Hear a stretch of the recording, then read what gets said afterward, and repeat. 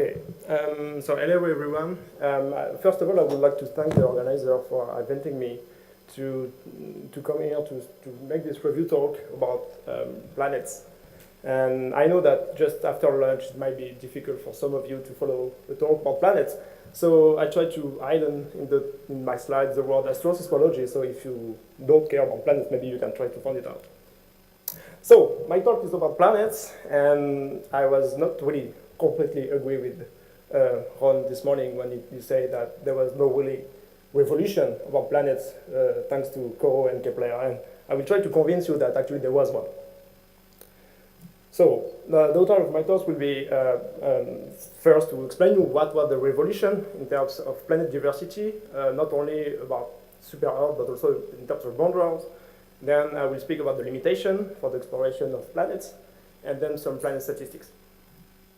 So the revolution. Let's start with this plot, which is the detection from planet detection from ground-based observatories that we know so far. This is the transit depth and the orbital period.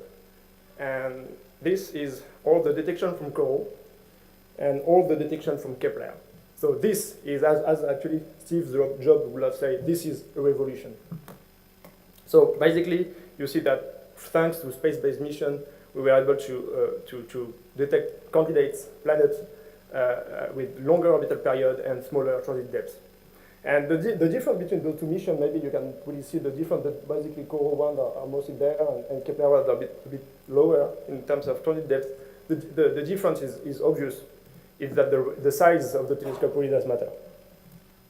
Well, from these transit depths, we can, if we know the radius of the star, which is a bit tricky as you all know, we can get the radius of the planet. But then, if we can get the mass of the planet, we can do much better, because we can have the bulk density of the star. And this is useful, for example, to constrain as the random structure of the planet, not at the precision that we have for solar system object, but still we can constrain the interiors. And if we have the mass or the density, we can also know the nature of the planet, not only its radius or not only in mass, but also if it's rocky, if it's Neptune-like object, if it's a giant planet, if it's a brown dwarf, etc. So the two main techniques to get the mass of the planet is, first of all, the radial velocity technique that has been used for 2 decades now, which is just taking the Doppler reflex motion of the star. And the second technique is actually quite new. It has been made possible thanks to CoRoT Kepler data, which is a transit timing variation. Here you have some transit data passing in time this way, and you see that the transit sometimes happen a bit earlier and then a bit later and a bit earlier and a bit later. It's because there is another object in the system that interacts gravitationally with this transiting planet, and that make the mass of those planets to be characterized. They can be characterized using this TTV technique. Okay, so just come back to what the world BC, before CoRoT. That was the point of view of what we know about transiting planets. So it's the famous radius against mass diagram with all the transiting planets known as early 2007, where just CoRoT was just launched. And there was just a few. And actually the first big surprise was not exactly expected. It's the brown dwarf. So if this is another mass radius diagram, and there was an object here that was unexpected. There was the so-called brown dwarf desert, where actually we know before CoRoT3, no brown dwarf in short-period orbits. And CoRoT3 was the first of one, the first of them. And actually now with CoRoT and Kepler data, we have more of them. So we added all the brown dwarf that we know.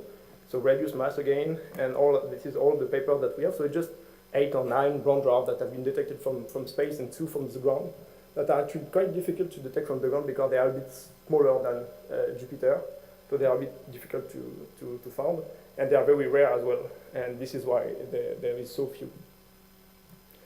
Then the second surprise actually was more expected, I guess, was exploring the lower mass planets. And just to come back again with, that was the picture before CoRoT was launched. So this is again the zoom on the small planets. And before CoRoT, the only small planets were known with both mass and radius constraint was the one from the solar system. And then CoRoT was launched, and there was CoRoT-7, which is there, this point there. Okay, I just put the paper from Didier Queloz and collaborators, but actually there are a lot of papers that try to discuss the mass of this object because the star is active and it's really tricky to get the mass of this one. And then Kepler was launched. Here it is. And a lot of small planets were as well characterized, discovered and characterized from high velocity technique and as well from TTV technique. And here you have the name of the papers, the paper that report all this small detection, this small planet detection. And basically it's really a lot of work to get the mass of those very small, very low mass planets. And once again, this is again a revolution, because here you have the isodensity of those planets, and this one is the density of the Earth, as this one is 1/10 of the density of the Earth. And I think it's really challenging to understand how those planets can be formed. They have more or less the mass of a few Earths, of several Earths, and their radius is several. I mean, the density is just 1/10 of the Earth's density, and they are quite unexpected, I think. Okay, I was trying to get some comparison between the two techniques, and if the TTVs is obviously one of the main revolutions for space photometry, for the planet, the transiting planet at least, I tried to compare what's going on between the two techniques. And I found this interesting result that I wanted to highlight to you. This case of KY or Kepler 94, sorry, that have been characterized through with the iris spectrograph on cake by Lauren Weiss and collaborators, and she found something like 106 Earth masses. And there was a study by Masuda the same year from TTVs only that reached a significantly different conclusion of the mass of the planet. That's rare. And then there is this result as well from the king of transiting timing, KY 142. Well, actually, there was a prediction from TTVs that was confirmed with the SOFI spectrograph, and actually here you have the distribution from the data, from the SOFI data. This is roughly compatible, but once again, the high velocity tend to have a slightly massive planet than the TTVs. Okay, so who's right? Just to finish with this, that actually I think is not a solved question. This is another paper from Weiss and Marcy that show the so just forget the line, just empirical expression for the mass radius diagram. And if you are here, the gray point is planet detected by characters by RV, and the yellow dots are from TTVs. And basically what they point out is that the TTVs planet are systematically lower in mass than the RV's planets. So is it a systematic bias from one of the methods, or is it a physical property of the packed system that show TTVs? I think this is an open question, and it needs more comparison between the two techniques. I just want to point out as well that be careful, stellar activity, it's, I don't know, we say noise for one, signal for others, but stellar activity is a big mess for Planet Church, especially for the low mass planets, and it's known for 1 decade ago that stellar activity is a problem for accurate RVs, but it's also the case for TTVs. And here are just two plots from Susanna Barros and Mahmoud Oshak that will talk tomorrow and Wednesday that will present those work to show that actually spot planet occultation that produce this bump in the transit. If you don't take this into account, they can produce TTVs up to something like 200 seconds. So it's another limitation to characterize the mass of the planets, and this has to be taken into account. Okay, so just what all the planets that were characterized. I mean, when I say characterized, I mean fully characterized. We have the mass and we have the radius of those planets. And among the 600 candidates detected by, or roughly 600 candidates detected by Kepler, by CoRoT, sorry, more or less 27 have been characterized. There will be more to come in the next talks. And from Kepler, for roughly 4,000 candidates and around 80 planets that have been fully characterized. Here you have the mass radius distribution. There was not only small planet and brown dwarfs, but there was also, of course, some giant planets, but these have been also well explore from the ground. Okay, but so 4,500 candidates and only 100 planets characterized, fully characterized. So what about the other candidates? The problem is that we are dealing with really faint stars, as you know. And if we estimate the radial velocity amplitude of those stars, of the candidates, as function of the magnitude of those stars, you see, and you overplot there the photon noise from SOPHY and ARPS. For cake, it's more or less the same than ARPS. In 1 hour exposure time, you see that actually most of the candidates from Kepler and here from CoRoT are actually below those lines. So from RV, it's really challenging to get the mass of most of the planets. So it could be very difficult to characterize them all. From TTVs, it's more or less the same, because if you don't have a SPACE system close to resonance, then you don't have significant TTVs, so you cannot characterize the mass of the systems. And there is another problem, that each time we found a transit, it doesn't mean that it's a planet. Here you have a transit with two models that actually you cannot distinguish by eye. One of the models is from a planet, and one of the other model is actually from what we call fast positive scenario. Either that might be diluted or undiluted eclipsing binaries, that actually low mass stars are more or less the same radius than Jupiter, so it's easy to mimic the transit of Jupiter with a low mass star. But you can have some more tricky scenarios, like for example a binary which is diluted by a bright star, or even a planet transiting a diluted star, and this might produce quite well data from a planet. So we have another technique actually to kick out all those false positives, which is the planet validation technique that has been developed actually for the Kepler mission. And the main objective of this technique is to validate statistically the planet nature when other techniques cannot do it. And the main idea is to fit on the data that we have models of false positive scenarios. Then we can constrain some parameter space of the false positive, for example, the mass of the binaries, the period, the magnitude, etc. of those. So here, for example, you have the chi-square map of one of the candidates analyzed. Then you compare that with all the physics that we know about the universe, especially the pair distribution of binaries, the pair distribution of planets, the coding values of the star in the field of view, etc. And you get at the end some probabilities about the planet scenario against all the other scenarios. And if this planet scenario is significantly the most probable, then you can say, okay, most likely we have a planet. And basically we have two main tools. The American one, Blender, which actually that was developed first by Willy Torres and François Fressin from CFA, that is called Blender, is that they model the Kepler light curve and then take into account, like with this hash part, the external constraint from Spitzer, from AO, from spectroscopy, etc.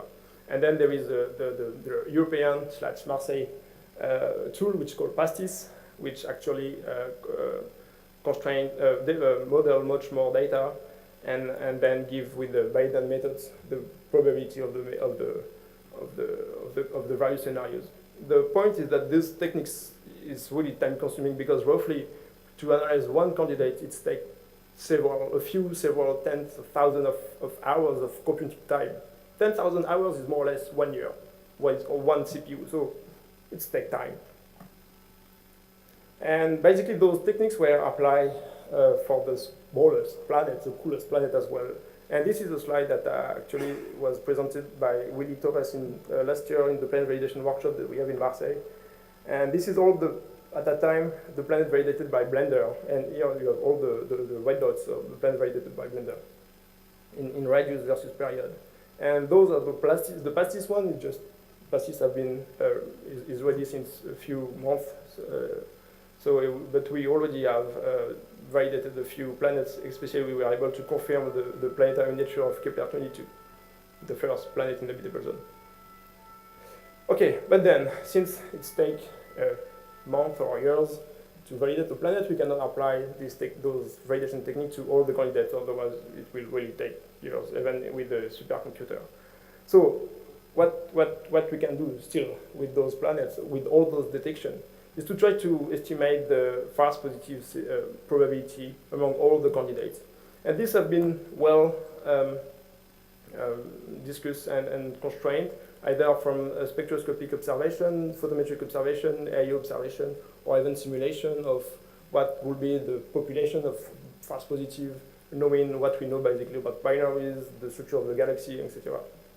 This is for single. So basically the fast positive rate for Kepler is around 10%. This is the average value, but it can peak up to 50% for the giant one because of this low mass star that actually can mimic easily giant planet.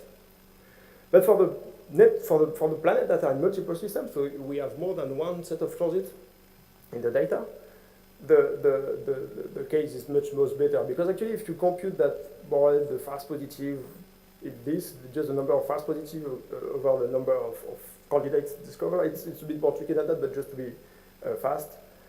Then you can say that the probability of having a fast positive is just this, and the probability of having the planet is this, which is actually quite small. And if the probability of having two fast positives on the same target, if you assume that they are independent, it's just the ratio, the multiplication of those two probabilities that are really low.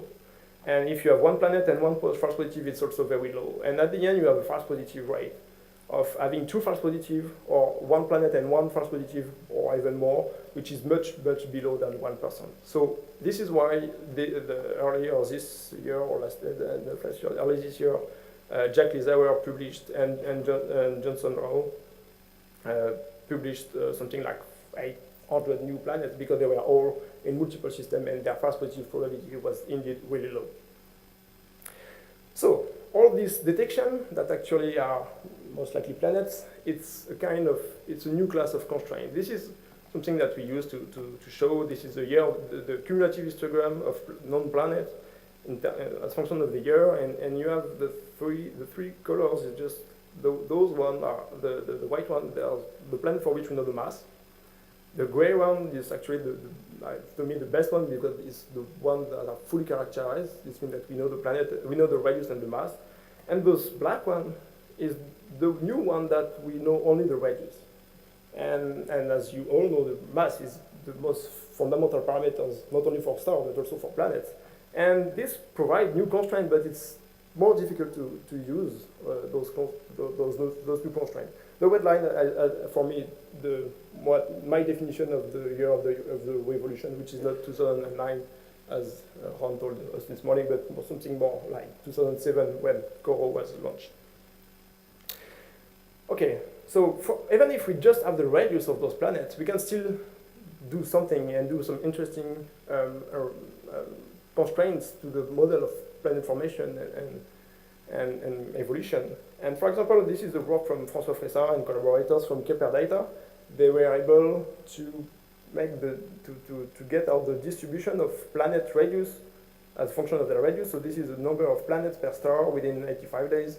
And you see that there is a lot of small planets and much less giant planets. This is something that actually we knew before, because Christophe Monacini already in 2009 told us that, yes, from formation models, we expect to have much more small planets than Neptunes and giants. And this is something that is somehow confirmed with the ARP spectrograph. But once again, this is not the same parameters. We are here dealing with radius, and here we are dealing with mass, or even with minimum mass. So we really need to have constraints, planets, for which we know not only their radius, but not only their mass, but both their mass and radius, and to know their nature. Another comparison with the result from Kepler and the result from ARPS. Here you have the occurrence rate of habitable Earth-like planets around M dwarfs. You have the result from Xavier Bonfils and collaborators that give roughly 41% of M dwarfs harboring super Earth in the habitable zone. While from Kepler data, dressing in Charbonneau found 15%. It's roughly compatible to have the same kind of, same results. This is assuming no false positive, so take this as more an upper limit. But once again, this is radius, this is mass, and in this range of mass, we can have Neptunes and rocky, where maybe here we have less Neptunes, more rocky planets. So if we want really to compare those two numbers and to compare those results, we really need to have really what the nature of those planets. Another result from Kepler that came out last year from Eric Petit-Gourou and his two PhD advisors, that he made a really great work trying to find new candidates and develop his own pipeline to try to compute the completeness of the detection. And finally, he ended with a few detections in the habitable zone around G dwarfs, and he found that around 22% of sun-like stars harbor a planet in the habitable zone. There is a small problem with all those statistics, because if you really want to do good statistics, we need to have an accurate fast positive right. This is something I think which is well explored, at least, better than the other parts. We need to know as well the pipeline completeness, and this is really, really difficult as soon as you have some human being clicking on candidates just to validate or to reject the candidates. We need also to have accurate planetary radius, and this is also something difficult because, as you know, we need the star radius first, and this is something which is difficult to get, especially if we have no asteroseismology. This is not the word is not in this slide. Then we need also to have an accurate definition of the habitable zone. If we are looking about planets in the habitable zone, we need also to have high number statistics, and this is the problem because we just have a few detections, and we need no extrapolation to compute those statistics. But okay, let's go again because I just have 2 minutes. And because it's the first time I think we have a joint meeting, CoRoT and Kepler, I will try to make some comparison between the two missions. And also because they observe different parts of the galaxy. And the first one is the occurrence of odd Jupiters, which is easy to get actually because both missions were clearly efficient to find those odd Jupiters. And if you compare the results, so here you have the occurrence rate per 1,000 of stars. For Kepler, different estimation, different definition of odd Jupiters, the cut in radius is different, and some of them take into account the fast positive, not all. And this is from CoRoT, the center field and the anti-center field. And there might be a small difference there. So it's meaning that CoRoT might find more odd Jupiter than Kepler does. And there was also a study about small Neptunes between 2 and 4 Earth radius, and from Kepler and again from CoRoT. And in this case, it's the other way around. It seems that Kepler found more Neptunes, more small Neptunes than CoRoT. This is taking into account all the detection limits, detection completeness issues, and etc. And this is something interesting. It means that CoRoT found more odd Jupiters, but Kepler found more Neptunes. That's interesting. And one of the reasons might be that it's just different stellar population. And I think this is also why we are all here, sitting together, speaking about stars and planets, because they are tiny, compatible. And we need to have the information about both stars and planets to really constrain the models. This is the metallicity, the iron abundance of the Kepler, CoRoT, and the ARPS GTO, that actually there might be a shift in this histogram saying that the Kepler star might be less abundant in iron. And this is something that K2 actually will probably explore further because he will explore well the galaxy, different stellar population, and maybe if we are able to get those constraints, those occurrence rate for each field of K2, we will be able to maybe have much better constraint on this question. And this is basically my conclusion. So the space revolution, space photometry revolution was also a revolution for planets, that the TTVs is a really efficient technique to characterize planets, especially the lowest one, or the lowest ones. But there might be some small discrepancy between the two techniques, and this is something that I think has to be further explored in the near future. Then the planet validation tools like Bender and PACIS can establish the planetary nature of cool and small planets, and I think this is something really important for the future missions. CoRoT and Kepler provided new constraints on planet statistics, but mostly based on their radius, and this is something different than what we used to have with for example, with ARPS data. And we need more characterized planets, not only to derive statistics about radius or mass, but to characterize the statistic of rocky planets, which is much more interesting. And the occurrence rate from CoRoT and Kepler gives slightly different results, and it might be because of stellar population differences. Thanks for your attention.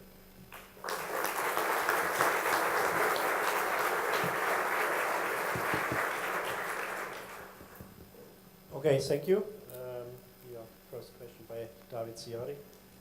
Hey, Alexandre, I really enjoyed the talk. Thank you. So you blew right past it, but one of the things that I thought was really interesting was you put up that you expect the false positive rate for all of the giant planet candidates to be 50%. Yes. So could you say it's not more expected, it's measured.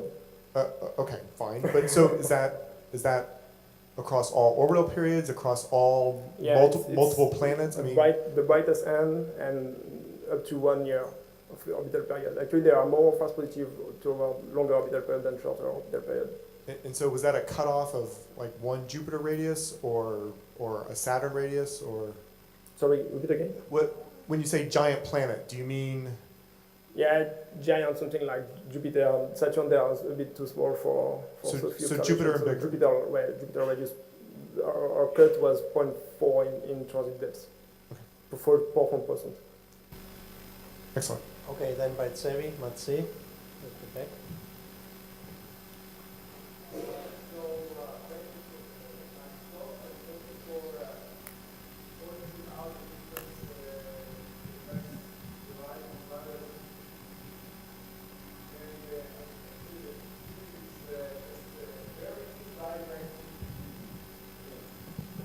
I think that the TTV estimation of the mass is a very indirect method, and many factors can come that can lead you to non-accurate derivation of the mass. As you pointed out, the crossing of spots could dramatically change the amplitude, but also another planet in the system that we are not aware of can change this, and also, and this I think was not investigated enough, is that when people get a solution in the parameter space, whether this solution is unique or not. This is a big question, because the parameter space is so complicated, so I think that should be also further investigated. So therefore, you're pointing out that the difference in mass is very important for that. Thank you. Yeah, I fully agree. Thank you. Any further question? Is there someone? No. Okay, then let me just add, I think also with the TTVs, my feeling is that people typically fit models to the light curves to find the TTV, and that is a method that is very prone to get errors due to the presence of star spots. Yeah. I think one might really try to use other methods that check maybe ingress time precisely to get to TTVs that are more stable, and then would derive probably smaller TTV values in the end. Yeah, I agree. Okay, anyone else in the end? No. Then we go to the next talk that will be